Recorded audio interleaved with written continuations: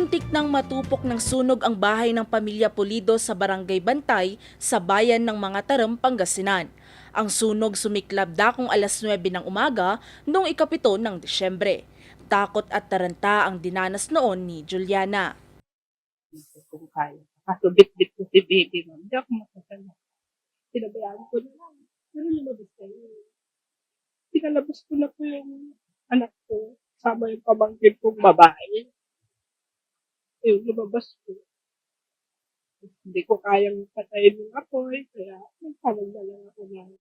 Malasakit naman ang sagot ng pamahalaang panlalawigan sa sunod-sunod na trahedya na dumapo sa pamilyang De La Cruz ng Barangay Maningding, Santa Barbara.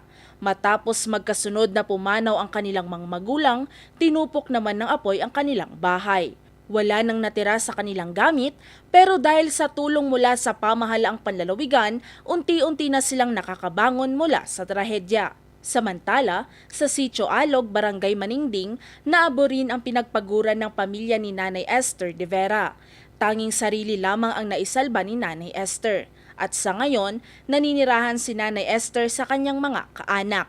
Dahil dito, agad na tumugon ang pamahalaang panlalawigan na pinamumunuan ni Governor Ramon V. Gico III, katuwang ang First Spouses League of Pangasinan na pinamumunuan ni Maan Tuazon Gico. Namahagi sila ng mga relief goods tulad ng bigas, grocery items at spaghetti package.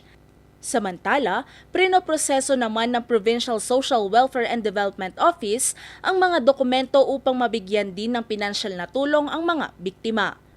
Valerie Dismaya, RNG News.